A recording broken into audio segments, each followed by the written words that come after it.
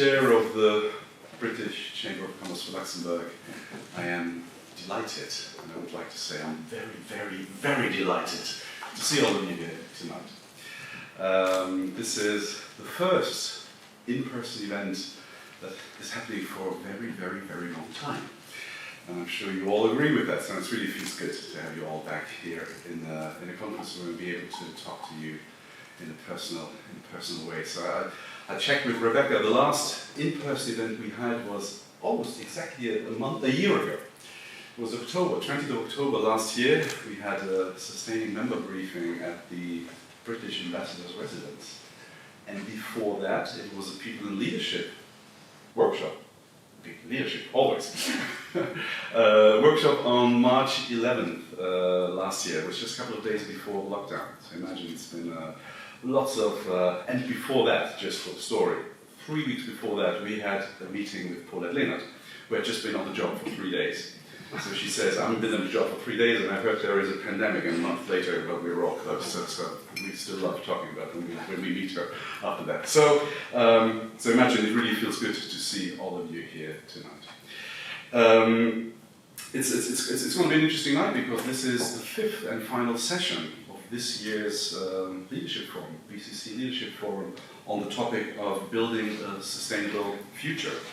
So as you might have seen, and maybe you had the chance to participate in one of the last events we had, because this year has been a mixed format between virtual events and in-person events. So we had already 4 virtual events last week and earlier this week. So for those who participated or seen one of those sessions, will have seen that we try to talk about this topic, building a sustainable future, from various angles. So we really try to also take advantage of all the experience and talent we have around the British Chamber of Commerce, our working group. So we try to talk about it in the context of tax, financial services, legal, business management. Tonight we want to be in the context of people in leadership, where we want to talk about the topic. So it's been a very rich way of talking about the topic, building a sustainable future. We had, furthermore, the pleasure or the honor to welcome the British Ambassador, Her Excellency Fred Thomas, who talked to us. We heard from Mr. Luc Frieden, chair of this building, the chair of the Luxembourg Chamber of Commerce, who spoke about their guiding principles for working with businesses on sustainability. Very interesting discussion as well. And then, of course, we were fortunate to welcome a broad range of experts and thought leaders in the various domains that were covered during these 4 other events. So I would like to thank all of them. And actually, I remember during one of the sessions, the person moderating the Zoom session said, I would like to have a virtual round of applause for everyone. So we were all together, I would say, let's have a real round of applause for all the people who participated in the last 4 sessions of the Leadership Forum.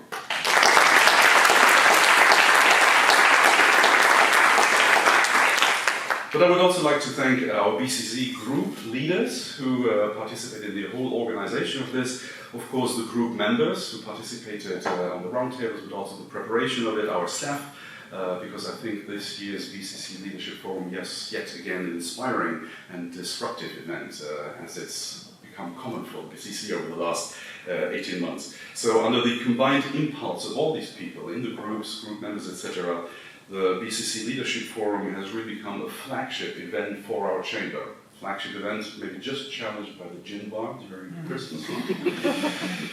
And I'm already very impatiently looking forward to next year's edition, because next year we're going to have our 30th anniversary celebration, so I'm really looking forward to another yet inspiring leadership forum.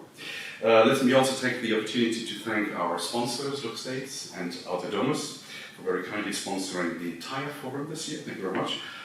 Huge thanks to the Chamber of Commerce, who's welcoming us here tonight. And a thank to IMS Luxembourg, a partner organization, we'd like to thank them for their partnership, their collaboration also today, because they had a similar event today. I would like to congratulate IMS Luxembourg for their sustainability forum that ran earlier today virtually, and we invited them to join us even here tonight, so together we somehow did the virtual part and the in-person part. So thank you very much to IMS Luxembourg for the partnership. I believe strongly that sustainability only works if there is collaboration, partnership and dialogue. We need to have people working together.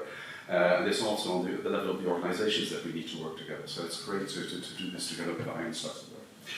So, coming to this evening's discussion, it's being brought to you by the BCC's leadership, People and Leadership Group, and Jill Saville and Lene Pedersen from the group will be moderating. So, thank you very much. I would like to hand over to Lene, the chair of the People and Leadership Group, who's going to start the moderation. Thank you very much for being here.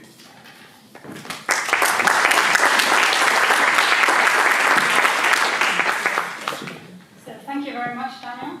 And also, good evening and a warm welcome from my side. It's really a pleasure to see so many of you here, and especially to be in person with everyone. That's, I think, it's just the newest thing for us all again, and I think we're all very excited about it. So tonight, what Daniel already mentioned was that we've had this event covering different aspects of sustainability, and now we will really be putting them all together and see what we can do together in collaboration to discuss these three pillars of planet, profit and people, and how it can work together to drive the sustainable change in the future. It's a very challenging exercise, and it's very important to get everyone on the same page, and therefore we have a panel of experts with us tonight who's going to help us shed a bit of light on this and show us how to live more sustainable. So I would really also like to warmly welcome our 5 panelists. So welcome everyone. And we would like to just very briefly introduce all of you, because you're all leaders in some way in sustainability and circular economy. But you have very different backgrounds and positions today. So we start with you, Petra. Listen, and if you can just mention a bit of why you're here tonight, what you do. Okay, thank you. Good evening, everybody. My name is Petra Besson-Sakovic, and I work at Société Générale Private Banking. And what I'm trying to do in my everyday job, I'm trying to raise the impact of the private wealth.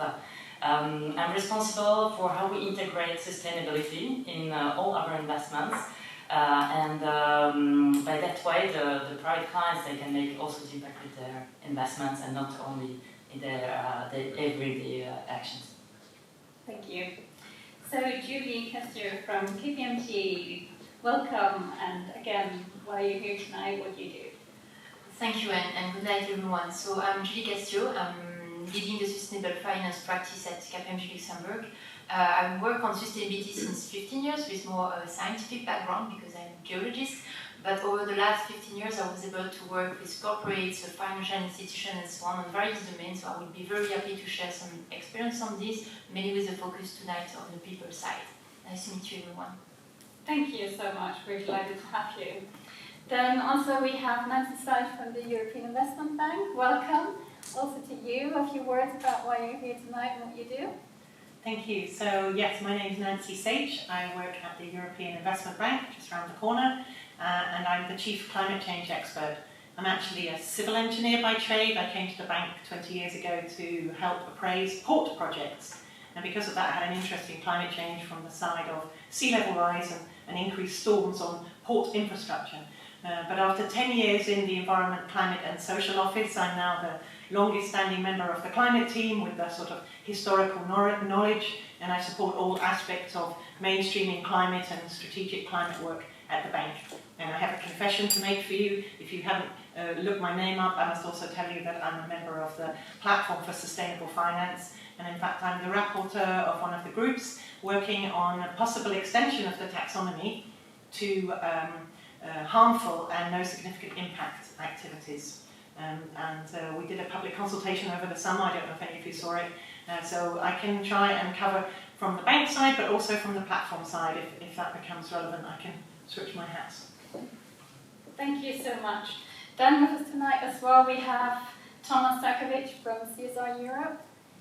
Welcome. Thank you very much, and delighted to meet you all. So I have several hats as well. Thomas Sakovic is my name, and my day job, I'm the CEO of Business in the Community Ireland, and it's a network of 120 of Ireland's largest companies, and we work on making those companies more sustainable and therefore more profitable in the long term. My second hat is I sit on the board of CSR Europe, which is like our umbrella organisation for 45 entities, which include obviously IMS Luxembourg as our counterpart, and that includes more than 10,000 companies across Europe, and we're all working on the same ambition, which is around a low carbon, nature positive economy and an inclusive society. Super, thank you so much and welcome. Last but not least, Philip Westerlund, can you please also present yourself? Good evening, pleasure being here. My name is Philippe Westerlund. I'm the CEO and the founder of OurChoice.eco. Circular economy in fashion is what I do, and I'm here to discuss just that, and looking forward to find out what we can all do together. Super, thank you everyone. So as you can really see, we have the expertise in the room to discuss this topic. And with me tonight, we also have Jill Saville, who went all the way and actually got an interview with So Cohen as the spokesperson for the Extinction Rebellion. And we had a video, an interview with a video that was circulated on social media. Probably most of you have seen it already. But we have also put together a few clips of this video to play it. And Claudia, if you can show it to us, because it's quite same for the topic.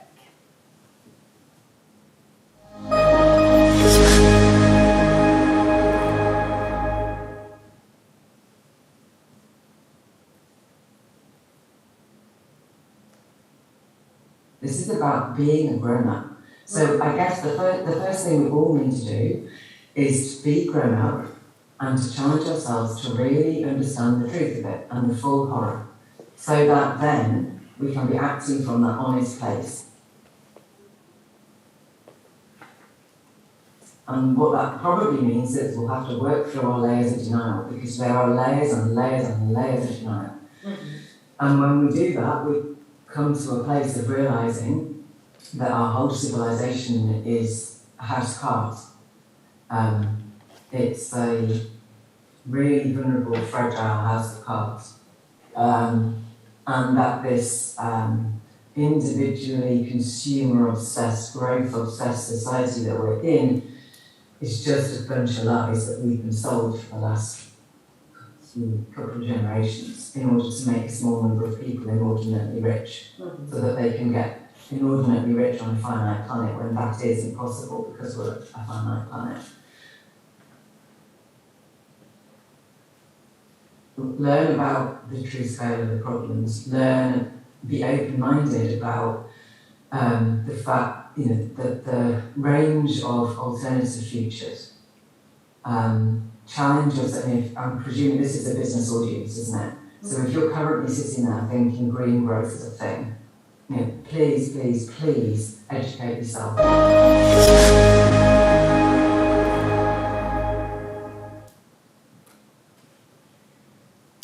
Okay.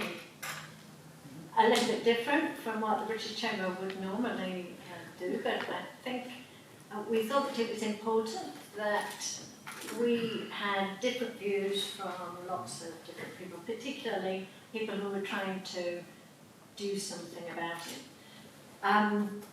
So I would like to begin talking about the planet, to follow on from Zoe and Karen. So Nancy, what's your view on what Extinction Rebellion is saying? Well, I don't think I necessarily agree with every action they take, but I totally support the idea behind what they're doing, which is to wake everybody up to the extreme urgency of the need to act, that we are in the critical decade, not for some nice green future, but the critical decade for humanity to live on this planet in a way that we would recognise and that we would want our children and grandchildren to live, and in a safe way, and in a way where people can make money and have homes and so on. And this idea that we've got much more time, that climate change is something far in the future, is really a myth. It is a myth. I mean, that was brought home to us this summer with these floods in Germany, Luxembourg and Belgium. And there's no one event that you can say that's climate change, but what you can see is we are reaching tipping points where we will not be talking about extreme weather, we will be talking about very different weather that will make parts of this planet uninhabitable. And this is the reality. So I totally understand them saying we've got to, I wouldn't know that I would say wake up and be a grown-up. But I had a director who changed job recently. He's at a different part of the bank now. And when he was leaving, he said to me, Nancy, the main thing I want to say is I'd always understood how this work we were doing was so important. I didn't understand the urgency, but now I get it. So this is where I would say I'm totally in agreement with the message they're trying to give. There is no time left. We could have done a lot more things in a lot more flexible ways if we'd started 20 or 30 years ago, but we didn't. So we just have to be honest. This is the critical decade. We have to reduce greenhouse gas emissions by 50% by 2030. And yet the latest IEA projections is that they're going to go up. They're going to go up. And this is not a world that we want our grandchildren to inherit, to be perfectly honest. And that sounds like a weird thing to hear from the European Investment Bank, but that's why our president is trying to lead from the front and make us the climate bank. Because if a public bank can't do that, then everybody else may feel that we don't have to do it either. But it is that serious. So yes, I agree with them. So you moved there into talking about the EIB, and you said when you arrived there was some positive news. Yes. Well, it's a bit techie perhaps for some of you, the things that were approved. Two things were approved by our board today, unilaterally. One was an adaptation plan. The bank has never had an adaptation plan before. We've done adaptation finance. Adaptation finance is finance that's focused on dealing with climate change impacts, on making things more resilient to climate change impacts, whether it's infrastructure or businesses or whatever. And that has now become part of our strategic delivery. We've got a new target for adaptation finance. We've got a clear strategic approach to help not just public entities, because people tend to think, oh, this is all about flood defence infrastructure. No, it's not, actually. Most of the harm that was done during those floods was to small businesses. The smaller the business, the more vulnerable it is usually, because it has not multiple locations. It has one location, and if it's hit, it might be wiped out. And that's very challenging. How do you deal with that? So we've put together this adaptation plan, that's one thing. And the second thing, which I think is really a big step forward for the bank, is a Paris alignment approach for, we call them counterparts, clients and co-financiers. It's about the fact that we want to, it's not about us becoming low carbon and climate resilient, the bank, it's about the things we finance. And so it's about our clients. These projects are all public or private projects of some client. And so this whole new approach is that we will be requiring high emitting entities to provide, not us, but to the public, their plans for decarbonisation and resilience. And they will not only be 2050 plans, they have to have short and medium term targets, and we will be asking them to make that public. And that's, there's many other parts to it, but that's probably the most important part. Yeah, so let's pull it into where people in leadership, of course. So what does that mean? What does that mean for everybody here? Because I know that we used to have a petrol car, then we changed to diesel, then we changed back to petrol. And, I'm not too sure that it's clear what we're supposed to do, and we're moving to electric, and now they're saying, yeah, but there's a problem with the batteries. So what are people expected to do? I think there's lots of questions in there. Probably over the drinks we could talk about what can we do about it as individuals. I do sometimes give talks to people saying there's a lot of things you can do as an individual, but here we're talking about leadership in business. I think that probably the most important thing is to start acting now. You don't necessarily know everything, but there are many other entities out there trying to start or have already started. There are networks of different industries, and it's about starting now. So it's not about saying sustainable finance, it's about being sustainable finance or doing sustainable finance. And there isn't any time left to think, well, I'll do that in a few years. Mm-hmm. In terms of knowing what to do, I guess it depends on the kind of business you are. There are things that any business can do, like changing their fleet of vehicles, encouraging people to travel less and so on, making sure their buildings are energy efficient. But more fundamentally, it's about the financial system. And of course, here in Luxembourg, we have very strong fund industry and so on. I would say that inform yourself, as the lady said, inform yourself. There's a lot that can be done, and it's about, you know, changing your habits more quickly than perhaps you realise you've got to. But I would say, yes, low carbon transport, low carbon energy, of course doing it in a socially equitable way, so that's also important, but just getting on with it. And, you know, we have the gentleman who's going to talk to us about circularity. You know, that's another very important thing in many sectors. You know, how can we avoid this idea that we have infinite resources and actually start to think about how our business can actually work in a way where it's not just about recycling, it's about rethinking how we make things. So I think there's lots to be done, and it really depends what kind of business you are. And of course, if I put my platform hat on, I would say the taxonomy can help. It is difficult, but it's science-based. That's what I would say. So it can help guide different sectors as to what's needed. Science-based, and I think I asked this to Nancy Thomas the other day. I mean, how do you know what science to follow, Thomas? Well, let me reflect on something that happened this morning at the IMS Luxembourg forum. We were talking about these waves, and we thought we would never overcome COVID, right? And here we are. And then we thought, yeah, but then there's climate. There's a third wave, and it's something that's more challenging for all of us, and that is the destruction we're causing to nature. That's intrinsically linked to the damage we're making to our climate, and that is something that it's also a critical aspect that should be on the agenda of every company. So I think that's something just to remember that I think would be interesting. One of the co-chairs of the Intergovernmental Panel on Climate Change spoke this morning, and he was talking about the fact that, at least in his perspective, and I entirely agree, the debate about whether climate change is induced by human activity or not is behind us. So that's one thing.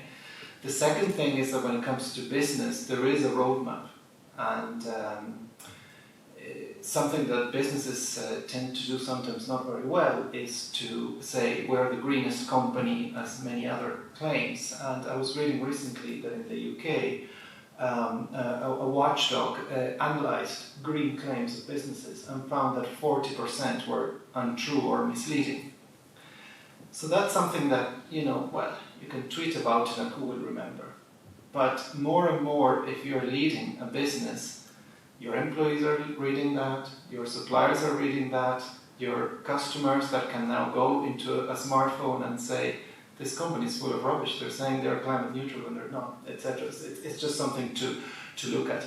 Back to your question, Jill, I think the roadmap that's laid out for business is to present a credible journey towards net zero that's based on the best scientific evidence that we have so far. So there is a gold standard, and that's called the Science-Based Targets and the Science-Based Targets Initiative.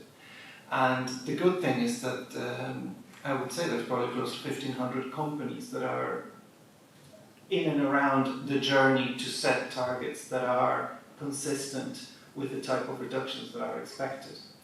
I can tell you, for instance, in Ireland, we're expecting a new climate action plan that will be based on sectors.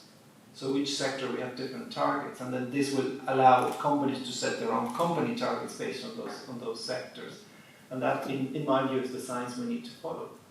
And then it's also about external validation, because it's great to just put your targets, but have them externally validated and hold yourself to account. If you're saying you're going to reduce, and maybe emissions might go up before they go down. If I can complement on the science-based targets, there is been counted as how big part of the world capitalization it represents. So for now, it's 20% of the world capitalization. All companies listed have signed these science-based targets. What is important to know is that some sectors are still not yet validated. So some companies in some sectors cannot sign them. But it's rising a lot since the last year. We were at 15%, now it's 20%. So we can have some hope. Thank you. We're going to move into Mentimeter. You're now going to be asked a question. I'm hoping that you've all been asked to use the QR code and you've got the app on your phone. Could you read the question out? Yes, of course. Please.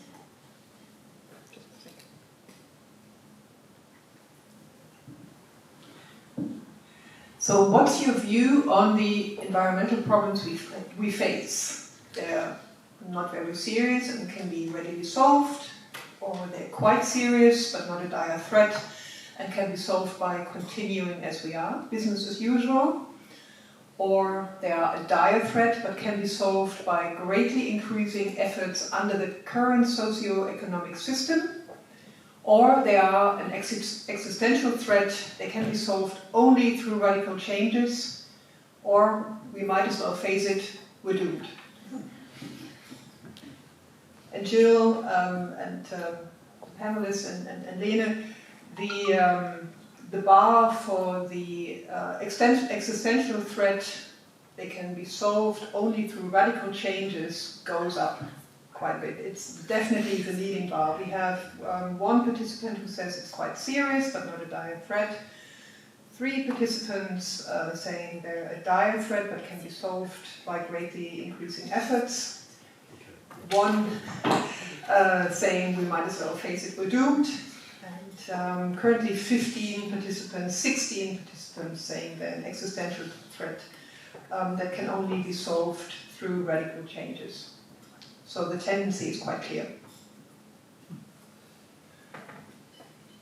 Okay. Do you mind if I add one more thing? Because I obviously I'm very happy with the result, but David Attenborough recently was asked about this, and he said that in his view, solving climate was a communications challenge. So I think what he was trying to say was that the science is there, and in many sectors, that there are roadmaps and opportunities for businesses to really decarbonize, but that the challenge is behavioral change. And I think that goes back to your earlier question about how we make it. Obviously, I'm not going to assume that Irish consumers and citizens are similar to Luxembourgers, but there was a survey published 2 weeks ago in the Irish Times, and it just shows you the contrast between that response and what people were asked when it's about putting their hands in their pockets. So, strikingly, 82% of those in the survey say they're against on higher taxes on fuel or energy that's a pollutant. 72% are against paying higher costs for electric cars rather than petrol and diesel cars, and so forth and so on. So that to me is the biggest challenge ahead of us. Absolutely, and we'll talk about that when we get to the people side, because there was also a survey done that I saw in the Guardian today. Over to you. I will continue. So we have now been looking a bit at the environmental tipping points and what we can do in this area, but this really goes into the profit side of sustainable change. And there we have been discussing about degrowth when we were getting together, and also about the net positive companies and what to actually do, and is it just greenwashing? So I don't know, what are your thoughts on all this? So I think that regarding degrowth, it's very broad topic because it can be, we can be afraid about degrowth, but it's depending on the definition of what is growth and what is degrowth. And if you are looking at only with the economic angle, you can say, okay, degrowth it means that I will reduce my profits, but it's also how to deal with the other externalities and the added value that you can create, sharing the profit with the others, and then the added value that you can generate from social and environmental elements. So I think that growth can be considered as an opportunity also to increase the well-being of people, to increase, to mitigate the impact that you are doing on the environment. And it's something that indeed that needs to be considered as an holistic approach and not something for you individually, but also to make sure that we are all moving together and that we are sharing value all together in order to mitigate our social impact or environmental impact and to increase the well-being of the most. So that's what for me is degrowth, even if it is still a huge and very difficult economic approach to be shared with people. Thank you. I know you also have your thoughts on it, Petra. Yes. Well, in this climate action we need to do, we of course need to do the energy transition, and we are seeing that there are a lot of things moving on. There are a lot of enablers also about it. There is the regulation coming that is very strong. Then there is the economics about it. We are seeing that a lot of technologies are becoming much cheaper, and it starts to be really interesting to be actually in some green technologies and using some better low carbon technologies. And there is of course also the technological progress that is still going on, and we are seeing that it's still there is a huge acceleration about technological progress, about the capacity of our phones. You can see it in your everyday life. So I'm not persuaded on my side that there will be the degrowth. I more agree with Julie that it's also about the productivity, about the economics about it. So and that everything is moving at the same time. So we will. We can do the both. We can continue to have better growth, and we can try to tackle climate change. Thank you. So, I mean, you just mentioned this about short-term gains and the long-term and so on, and we also know that there have to be different investments in the future, and also that generations are changing the thoughts of how to invest money and so on. Do you have any thoughts on this? Yes, so we are seeing that there is a lot of wealth that is going to go also to the next generation. We are seeing it also in our private bank when the clients are bringing their younger ones, that they are more interested about what is the impact of their investments, and that is something that the impact is becoming the third dimension of the risk, return, and volatility of the measure of your investments. And what is also interesting is that when you try to talk about the future, you are trying to talk also that your investments, you are going to use them in the future. So in order to use them, you need to have the future, you need to invest them in a sustainable way. And what we are finding interesting is to talk about the different thematics when investing, because this is something that you can better visualize what it means, your own investments. You invest in circular economy, in climate action, in gender lens, for example. These are the investments to the companies where there is the best levels of diversity, not only on the board level, but in all strategies levels. So this is something that we are seeing much more interest coming from younger generation, but it's also becoming to be transposed in all the impact of that private wealth. Thank you, thank you. Philip, you are one of the startups of one of those younger generations looking at how to have a green, sustainable business. Can you talk a bit about it, and also how the difficulties of getting the investors to buy in?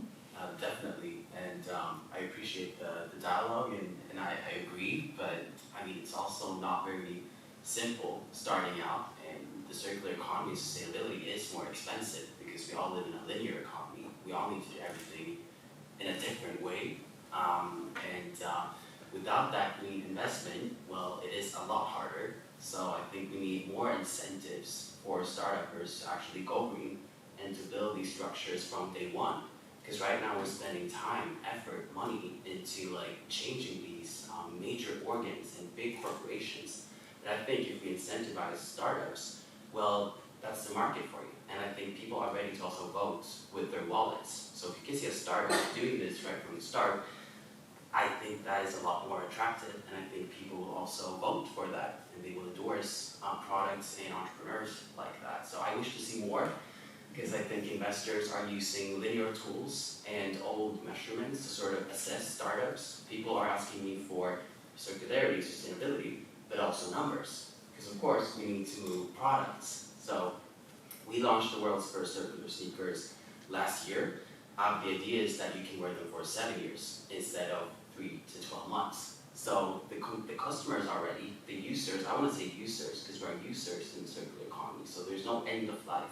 We need these products to be circulating, and we also need financial means to make that happen, because it's not easy. So that is, my 2 cents. Super, thank you. Do you have any feedback on this? About the green investment, what is truly important, sometimes we think that the finance is not so good, but finally it's the finance that is directing the capital flows. And to make some impact, it's important to direct them in the positive way. Yes, there's still that profit that is going to be questioned, but as I said, that it's risk, return, and impact now. It's really moving into this direction in all direct and indirect finance. Thank you. I can see that you want to say something as well, Julie. Yes, indeed, because I think that everything is a question of rethinking the business as usual. So, as you explained, from linearity to circularity, it's also to integrate the externalities into decision-making process, to see things more with a long-term view than a very short-term and moving to the profit generation, but also, as I said, to the share value. And there is a lot of place for innovation, for collaboration on this, and only thinking to get alone on one project and trying to do as usual, it will not change things. So there, I think that the new generation is also there for pushing, for collaborating, and for providing sense to everything that we will do and the way that we will consume, invest as well into the future. So, and we need to be, as leader, ready to understand that and helping them to reach what they want to achieve tomorrow. Yes, absolutely. Thank you, Nancy. I just wanted to add something about the investor preferences, because I think a lot of people talk a lot about the taxonomy, but it's important to remember that the sustainable finance agenda here in Europe has got many aspects. And one of my favourite parts, actually, which is now being sort of put into different legislation, is investor preferences. So where investors have to be now asked for their sustainability preferences. So they've always been asked about their risk profile and so on, but now they have to be asked about sustainability preferences. And of course, once the industry has to ask those questions, it also has to respond. So when investors say, this is what I want or don't want, the industry has to respond. My instant poll of 18-year-olds who have just, got the vote and at some point will be asked to contribute to pensions and so on, based around my daughter, is that young people might often say, well, I think the idea people have in the industry is that young people or investors might say, well, I like that kind of green more than that kind of green. But in fact, what a lot of them would say is, well, I like all of that green, but I don't want fossil fuels, I don't want testing on animals, I don't want companies that don't have equality, I don't want, So this idea that investors are, there was a whole load of investors that were never being asked these questions, right? And now they have to be asked these questions. And the industry obviously has to develop systems and ways of doing that, but I think that's quite transformational. And just one thing on the long term, I was in a panel a few months ago with a lady from EIOPA, who are the Pensions and Insurance Authority, and she was pointing out that young people who are just starting on their workplace pensions now, they're asking a lot of questions because they understand well that if they're not asking those questions, they may be contributing to something where by the time they need that pension, their world is not going to be like that, and they're not stupid. So they're saying, well, I don't want to put my pension money into something like that. I want to put my pension money into something that's going to ensure that when I need my pension, that I still have a world, that I'd quite like to live in. And so this new generation with investor choice, I think if we look in 5 to 10 years, the way investors are choosing what they invest in might be quite different from now. And I think any entity that's getting on board with that and sees that coming will have a commercial advantage over those that haven't seen it. Hopefully they'll be supporting small innovative businesses as well. Super, thank you. Actually, we can just go into this for small innovative businesses, because it must be very difficult to be sure that you are not in any way greenwashing somewhere. How are you ensuring this through a supply chain? So I think it is about traceability and transparency, disclosing everything that we know about our products. I've been doing it since day one, and again, investors they've been confused because they're not used to hearing or seeing that. It's all about my data and this information and NDAs, but we've just been upfront and people love us for it. And I think that's the way, one way of doing it. And I think we need both. We need the grassroots and we need the top down. We need regulations and we need investment banks. We need all of that, but we also need the people. And I know we'll get to that, but I think the two go hand in hand. And it's about also providing meaning. So, we have a vision. It is about that everyone can make a choice for a sustainable fashion. Because when I started, I couldn't because of the greenwashing. So, I had eco sneakers, all plastic based. So how is that sustainable exactly? It really isn't. So it is hard. It is also expensive, per my previous point, because you really have to check on everything, and you have to buy expensive raw material, and you have to do green marketing in a smart way, getting the customer to realize what they're actually buying into, providing that sense of meaning, and then also having the users realize that they also have to pay a bit more for the garments, because there's no way you're going to buy a t-shirt for €3 and become sustainable. That's not going to happen. So it's I would say it's a balance. We need to do both. I think one way of doing it is exactly that. It's transparency. So when I sell you my sneakers, I will tell you, okay, this is for the recycling, this is for the raw material, this is for the logistics, this is what you're paying for. If you like that, and many do, so happy for that. People also vote, and they get products like that, but they need the information, and they need to be able to trust that. So how I did it, well, we worked with third-party verifications, so anyone can do that, but again, it's also very expensive. We're talking about hundreds, thousands of dollars to spend on that, and if you're starting out, and if you want to be sustainable, well, you have to spend that money, because right now there are not enough regulation around that. So we have verifications for all our claims being plastic-free, having only natural raw materials, but also being made in Europe. And I know that we'll talk more about people. But yeah, that's how we did it. And of course, we got incredible support here in Luxembourg, also by the University of Luxembourg Incubator, where I am incubated. So I have to plug that. And yeah, it's going well. It's going well. So I think it's worth it. Like, that is my message. And I think we also need to stay positive, because it is about providing that meaning and never shaming anyone for not eating sustainable. Because we're all part of this fast fashion culture. We take, we make, and we waste. And that's been our lives. So we also need to be kind to ourselves and find that meaning in buying sustainable products. So yeah. So you're really a startup that you're educating both the investors and the consumer at the same time, you would say. Honestly, education is the new marketing. Yeah. It is, and especially Gen Z, millennials, like, that is what we need. No one wants the hard sale, because people can't look through that. And if you're online, you know that people will scrutinize you, and they will ask the questions. But there's also this discrepancy, because we're getting the questions, right? And I'm only starting out. I'm investing a lot in my own business. But big corporations, they can sell you whatever, and no one's asking them in the same way. So I think it's a good case study, and it's not easy, for sure. It's a huge challenge for you. It is. Absolutely. Yes. What about you, Thomas? Do you have any global or European view on all this? Well, just perhaps two thoughts around growth or degrowth and profit. I think the first one is around stranded assets, which I think is something critical, and whether you're a massive investor or you just have a small pension fund, or Nance's daughter who might be thinking about that, you don't want to get stuck with any of those stranded assets, and I think that's going to be a big differentiator going forward.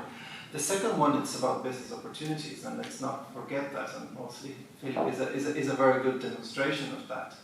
As opposed to just focusing on the doom and gloom scenario, around 4 years ago, when the UN Sustainable Development Goals were announced, a commission was set up to analyse what were the business opportunities of this orientation of your business model towards that. And they have counted something like 12 trillion, and don't ask me how many zeros is that because I'm not the numbers person on the table, but it was a lot of money basically, and that's where the opportunity is, and I think that's very important for organizations to focus on. And that's something that I'm also involved with the Workers' Council for Sustainable Development, and they've just published this document that I would highly recommend. It's called Vision 2050. And basically they have done an analysis of main sectors of industry and what sort of roadmap they need to go ahead. And it's focusing as much on the risk and the damage part as the business opportunity. And I think that's a fantastic approach to look at this. Thank you. So now, before we are going over and collecting it all with people, we have a second poll question for you. So Claudia, if you can launch it. So, how would you rate your workplace, is the question. And the choice of answers we have is we have a clear plan to becoming more sustainable, or the leader's success is measured on business and sustainability goals, or everyone's success is measured on business and sustainability goals, or we require suppliers and partners to have a clear sustainability strategy, or we are a net positive organization, which means we remove more carbon than we add, only use renewable energy, etc., and have no waste. Okay, 2 answers at the moment.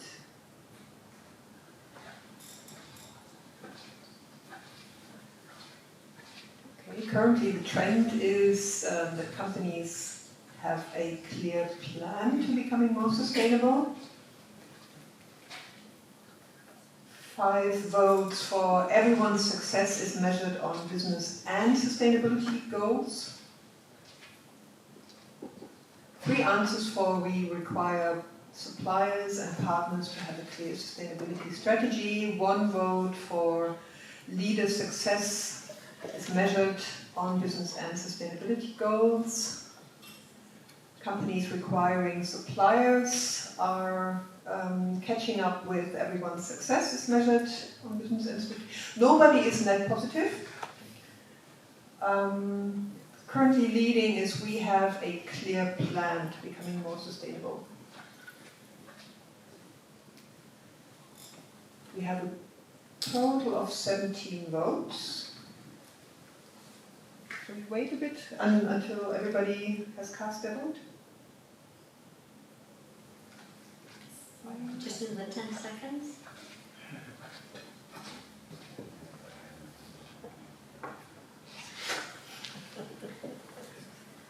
You have to add a I have no clue option. I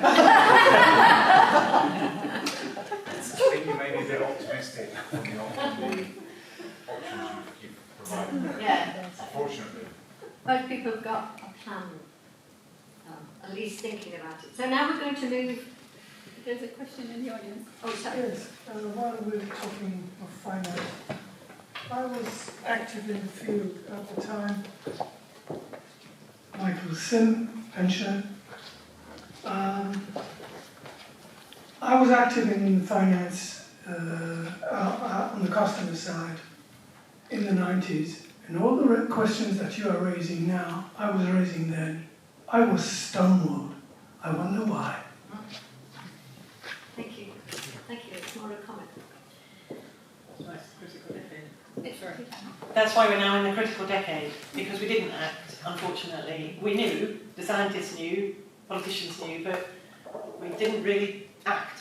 So or now want to act. Sorry? Or want to No, act. well, we didn't obviously want to act as en masse. I'm not saying individuals didn't, but that's why it's the critical decade, unfortunately. So you're right. Thank you for that. We will ask. Okay. But do you think something has changed today?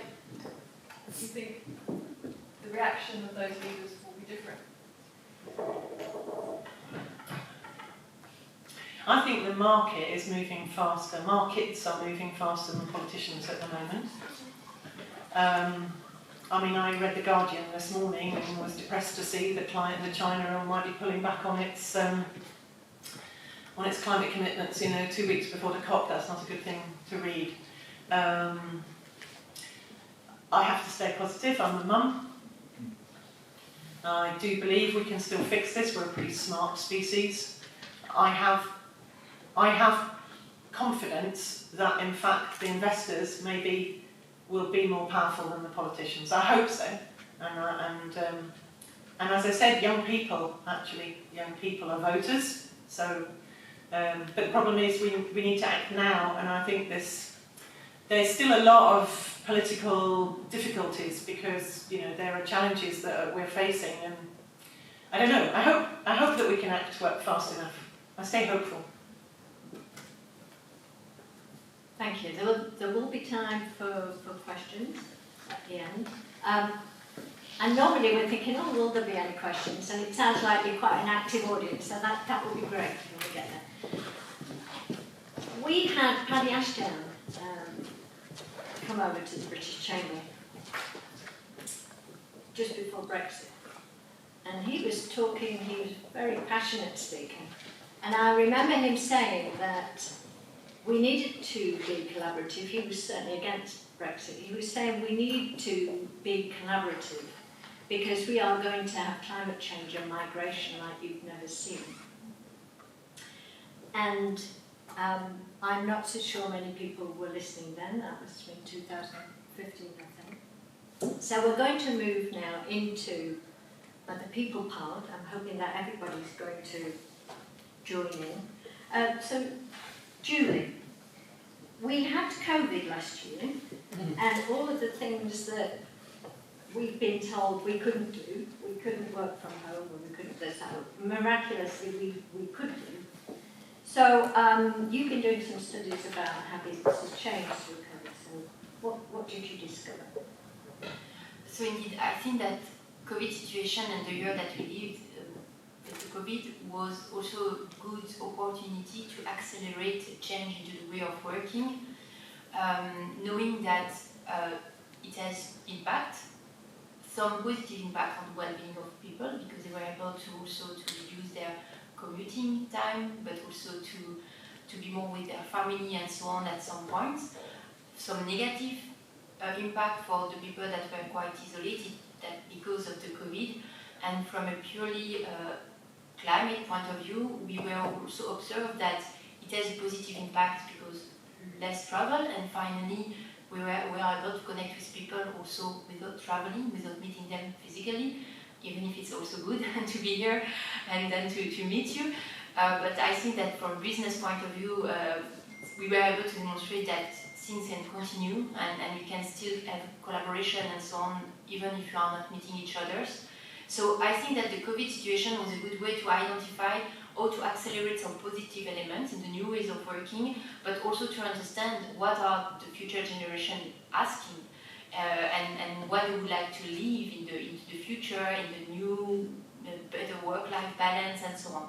So I believe and I hope that what we lived during the last year, the last almost 2 years, it will continue to progress in a positive way, even if it is something a very holistic topic. So we need also to again to understand the externalities and potential negative impact if people are isolated, as I said, but also living in a house that is not very efficient in terms of energy consumption and so on, that could have also increasing the impact. So this is a very holistic approach, but I believe that there we have huge opportunity to change the way that you are working, to change the way that you are collaborating, and to change the way to create value for everyone. So that's very, for me, the positive signal of the COVID, even if, of course, it impacts also a lot of people behind that.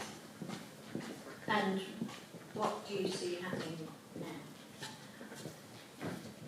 So I think that many part of companies, they realize that they can trust their employees working not directly from the office, because they realize that they are able to continue to work with a good efficiency, even if they are not close to the leaders. That's already the first point. So what we are observing on the market is that many part of Luxembourg company already decided to say, okay, the new normal will be 2 days of home working per week starting the new year. So that's a new evolution. I think that it was also an opportunity to review the fleet approach, so to indeed to move, to shift, and to give the opportunity to review the way to commute and the way to travel at the end. So there are some changes that are there, and companies are also taking new decisions on this to make sure that what have been acquired, what have been provided to their employees over the COVID, it can remain at some point, and we can be on the continuity of this. And you and I, we shared an article, I think, in The Guardian today, and it was a bit different from what the Irish people were saying. There was a survey of 22,000 people in the UK. Yes, indeed. I think that people are also there for taking. They would like the politics to take decision, but they would like to be part of that decision, and so they are more eager to participate and to pay more for having access to renewable energy and so on, than to increase the tax elements. And I think that the new generation are also there for changing the rules, and they are there to provide this stimulation of people and asking to make things changing. And if I can do correlation about working, I think that the new generation are also, they would like to work for purpose. So it means that when they arrive in a new company, they directly ask, so what is your corporate social responsibility? What are you doing? What are you doing for me, for ensuring that I can continue to learn, to grow in your company and so on? And from what we have observed in UK on this, it's also everyone that can say, okay, that's what I want, and I want to raise my voice and ask for something that I'm happy and that I would like to go for. And I don't want at the end all politicians thinking that that is the best solution, which I can be against. So that's really the power of society and the power of people, the power of new generation here that we are observing. Yeah, power of society. I think one of the things they wanted us to invest in was to reduce meat eating by 10%, yes, something exactly. like that. And they were quite happy to only travel at 60 miles an hour on motorways, which I was surprised at. And I wondered whether electric cars would in fact be allowed to go faster. I mean, maybe that's an incentive. It's a new way of traveling as well. So yes, taking the time to travel, and maybe the destination is not what is important. It's just journey that is also important.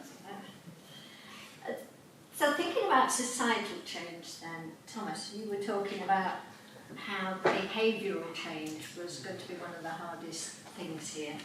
And we saw the government step in with COVID, and we saw that there were payments instituted, there were furlough schemes and this, that and the other.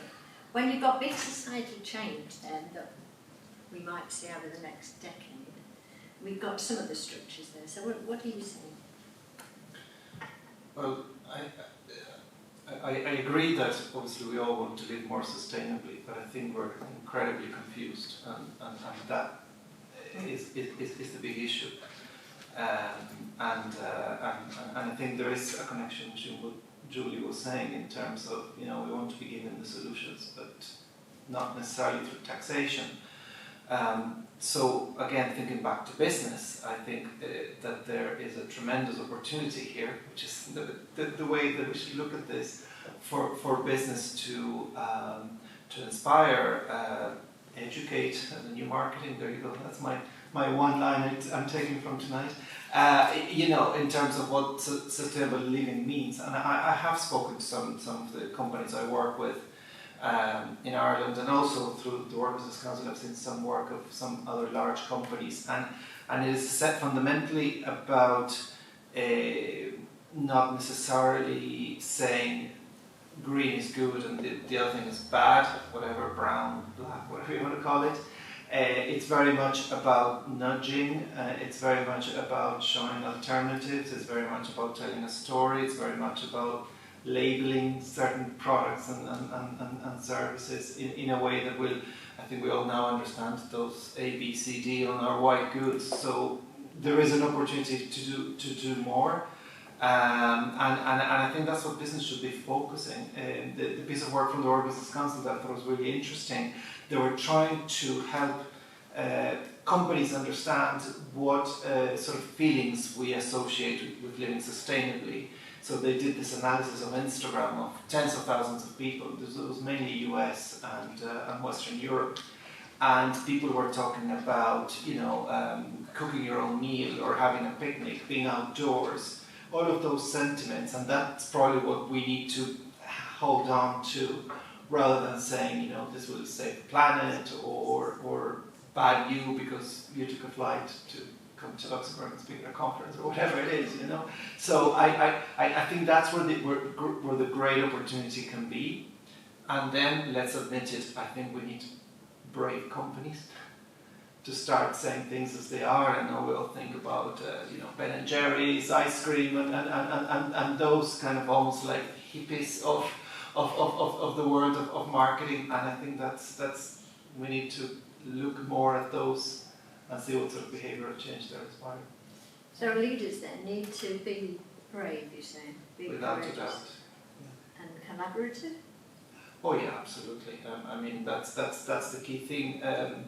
We had the opportunity to interview Paul Polman, the ex-CEO of Unilever, last year, and he was talking about how if you want to make significant change, and back to Petra's comment earlier about the famous number 20, he was saying that you need at least 20% of a global supply chain to be involved in a transformation. So he was involved in trying to get the fashion industry and then the consumer goods industry to transform. So you need that critical mass. And only yesterday, CSO Europe actually published some very interesting research on the level of maturity of different sectors and different European sector associations when it comes to sustainability. That might give some clues as to where to go from here. I would like to add on the transformation for the large corporations.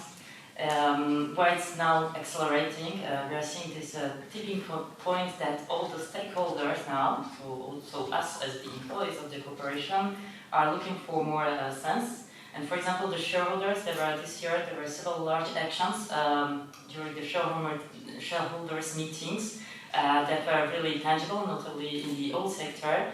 That the small investors, they got together with the large ones and they successfully pushed some board members into the chairman boards, and hopefully they can also go ahead with the transformation of their industry.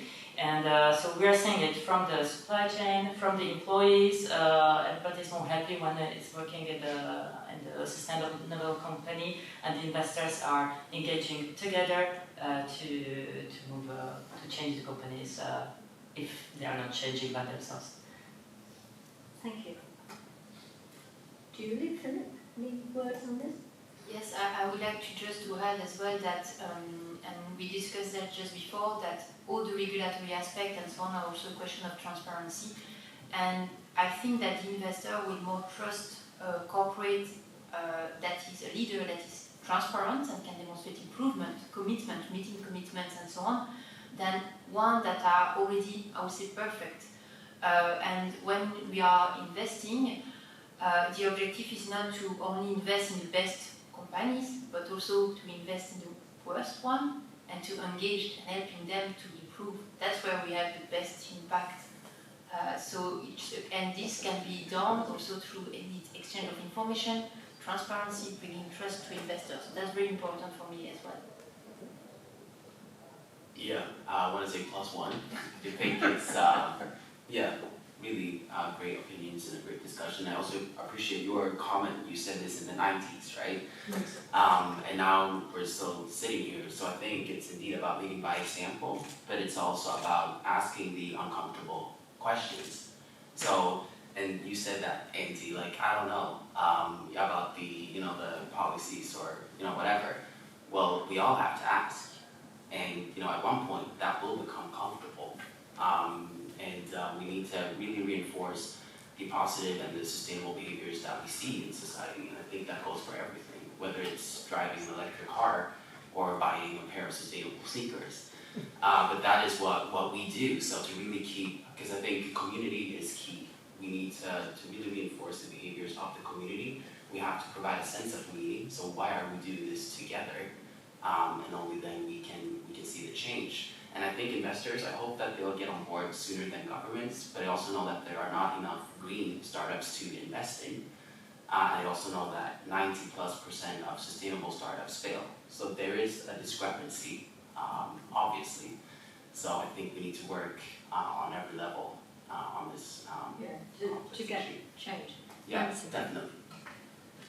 I just want to touch a bit on social sustainability as we're talking about people, because you mentioned green and then brown or black or other, but I mean I feel very strongly, and I say this quite a lot, not only in the bank but in the platform, you know, what is not green is not necessarily unsustainable, right? There's a lot of things which are focused on other deliverables, social sectors, which we've seen so important in the pandemic. What's really important is that those other activities, whether they're being done by the public or the private sector, are not undermining the climate and environment goals. They should also be greening. So not everything has to be green, but everything has to be greening, has to be improving. And I think when we talk about that, it also has to be done with a level of improvement and honesty about the impact. I mean, improving while you're still basically emitting a high amount of carbon dioxide and, you know, a little improvement is not what we're talking about. But I think it is important to be really clear that there's a huge amount of the finance industry and our economy is not causing significant harm to the environment. You know, but nevertheless, there are things that can be done. Buildings can be more efficient. You know, vehicles can be lower carbon. And the other thing I wanted to say is, I think we need to tell a better story about. People keep talking about, oh, it's going to cost so much. Well, it's also going to be good for people. So energy efficiency of buildings, you know, make homes cheaper. You know, they're less mouldy. It's better quality of housing. Electric vehicles and public transport make cleaner air in cities. I read that Luxembourg got an award last year for the biggest improvement, I think, in city air. And it was basically down to the bus fleet, because I don't think the private fleet has changed that much yet. I think it's about to happen. But the bus fleet had that much difference. So, you know, it's actually positive for our health. Restoration of nature, as you said, restoration of nature can create jobs, but then people can actually, you know, appreciate it. So then we need to tell a bit of a positive story as well about how people will have a better life as well as good investments. We do need to tell a better story. We talked about collaboration at a previous British Chamber event.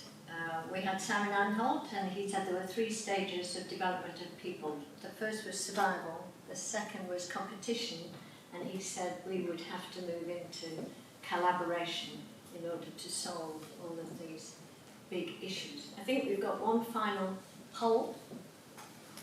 We do indeed. How are you living at home in terms of carbon footprint, energy consumption, travel, clothing, food, recycling, etc. on a scale of 1 to 10? So, how on a scale of 1 to 10, how much do you agree with the statement, I do everything possible to save the planet?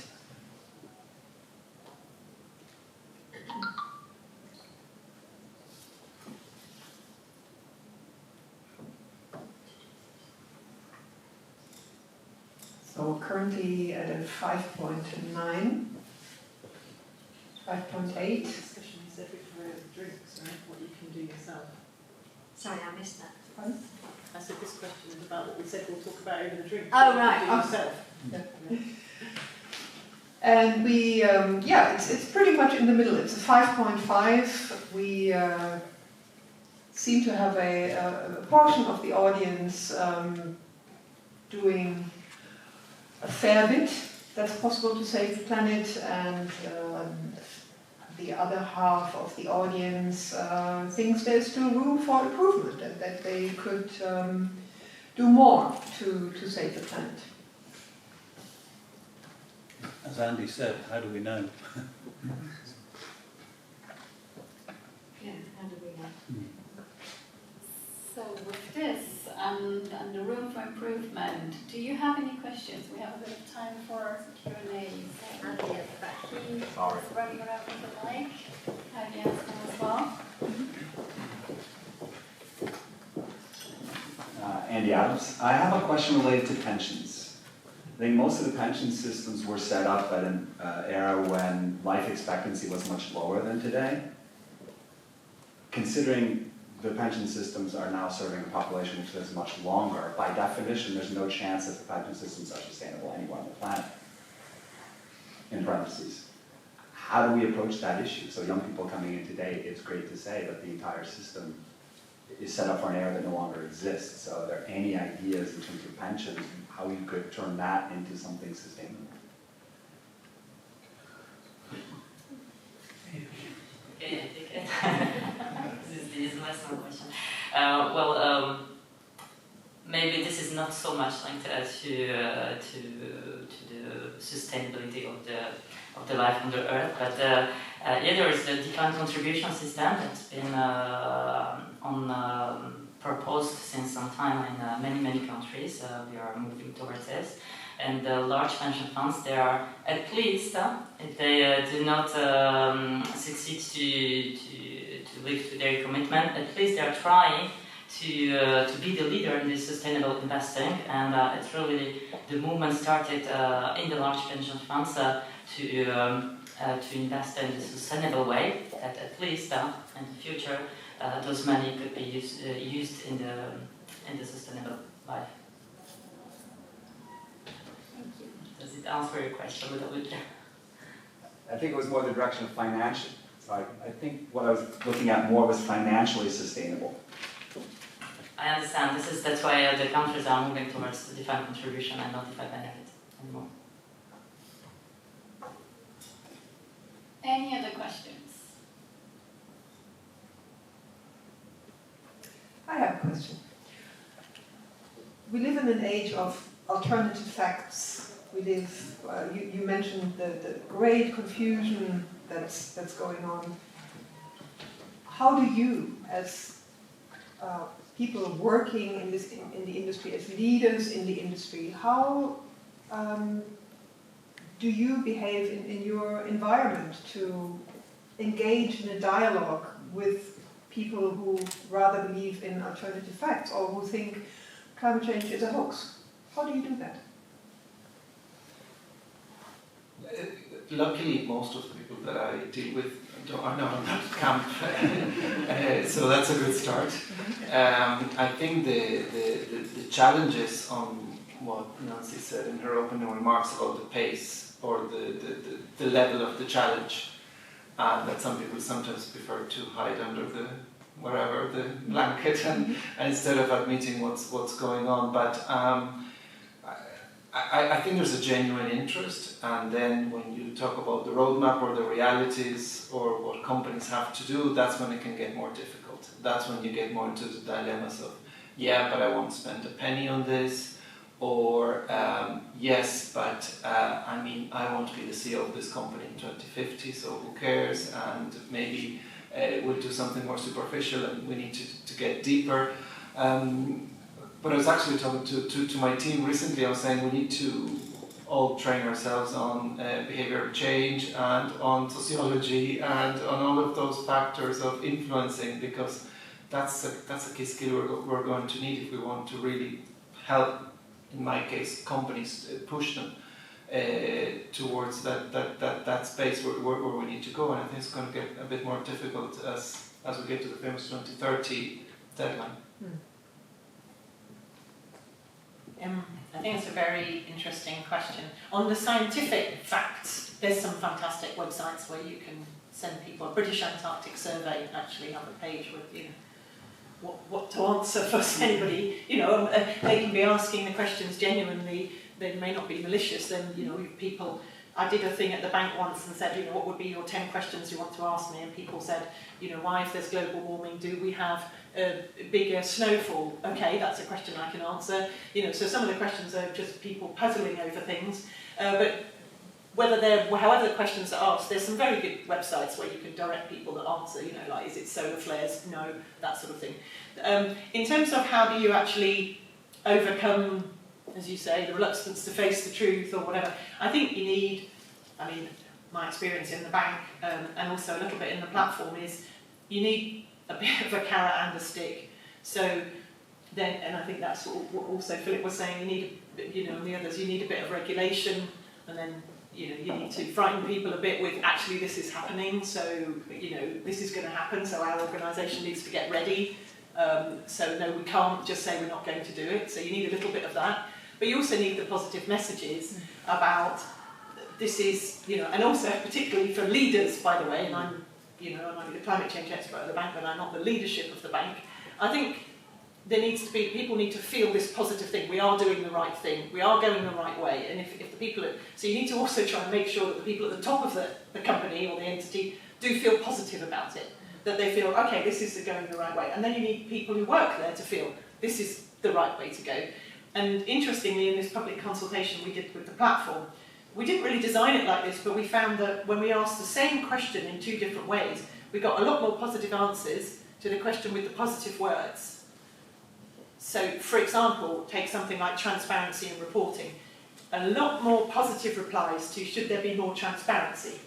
A lot less positive replies to should there be more reporting, right? And yet you can see that you probably need a bit of one to get the other. And the same thing in terms of we're working on this idea of intermediate transition, which is for companies and entities to improve dramatically what they're doing in terms of environmental impact, even if they're not reaching green. It's something that our group in the platform is working on. So if you ask about intermediate transition, you get a lot of positive replies. If you mention the word harm anywhere in the sentence, you get less positive replies. So, we are a species that likes positive words, and I think we have to sometimes we need to remember that, which is why I said the thing about, well, let's try and tell the positive stories. Not everything is positive, some of it is going to cost money and it is hard, but there are positive benefits, and I think we just need to keep reminding people about that as well. So a bit of carrot and stick, I think. Super, thank you. Question here. There's another question. Yes. I used to work in governance, risk and compliance, and my credo was look and analyse the tone at the top. In a sales-driven company such as Procter & Gamble or Unilever, each time you attain your sales objective, and that was not my world, your objective was raised to a higher bar for which you had to attain. How do you change the message from the tone at the top, from above, to change that message, if it's a message that is changeable, because sales is based on sales objectives and figures that you have to attain to keep your job and keep the house that you're paying and keep your wife and your children happy with nice shoes from the gentleman there.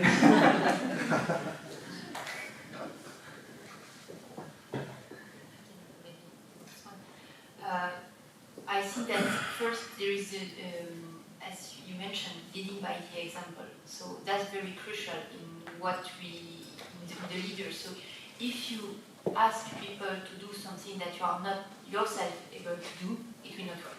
So that's the same for kids. Then secondly is, again, it's what is increasing revenue. How we can integrate those externalities and those impacts and to demonstrate that, okay, we have increasing revenue, but we have also shared value to others. So I think that today we are still looking at the financial numbers one hand and then the ESG number in another hand. And the objective, and that's what we have with the task force on climate-related financial disclosure, that's what we have with the integrated report and so on, is to combine both and to demonstrate that doing good can increase profit, but increasing profit can be done by adding value to other things. And that's the way that needs, so it's the way of accounting things.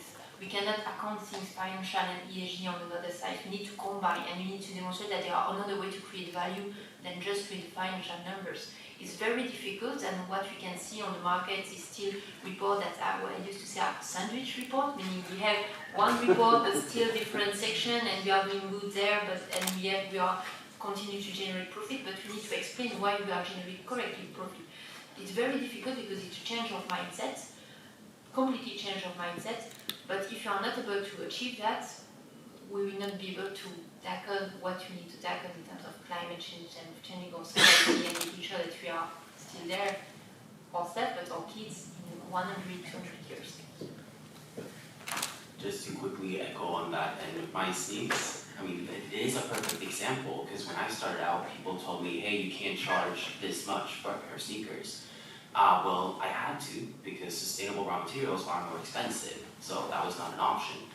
Now we can see that clients are ready to pay for that. They are ready to pay for sustainability and circularity, and that, to your point, will also reach the top. It will take a while, probably, but as long as we have the ear of the client or whoever is buying what we have, I think it's possible, but we have to combine, just like you said. Yeah.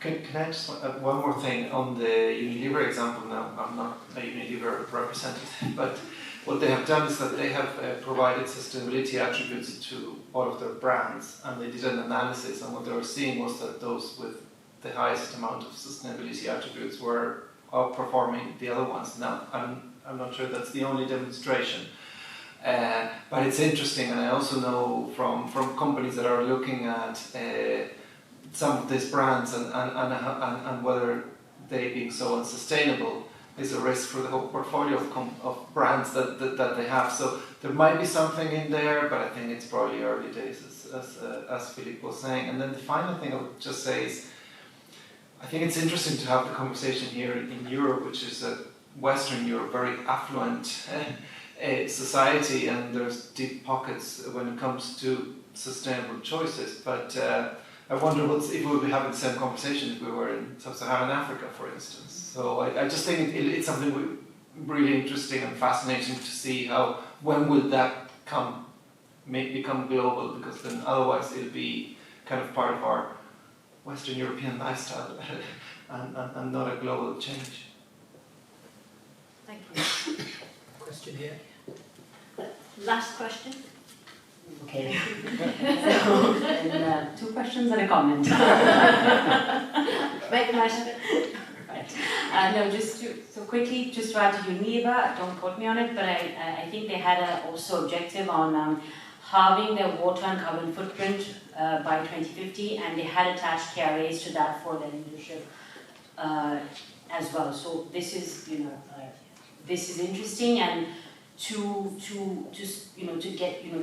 connect to that, do you see there being more a direction for more KRAs and more financial incentives through what's happening with SFDR and taxonomy reporting requirements that would be attached to debt financing or loans or even providing investments?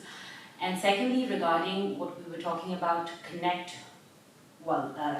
transparency and I completely forgot my question was when he was talking. But is taxonomy going to be the effective link between real-world reporting and financial reporting, because there is a link required to report on your capex, opex, and turnover and green asset ratio for banks? So is that something that's going to help effectively bridge the financial report and the ESG report?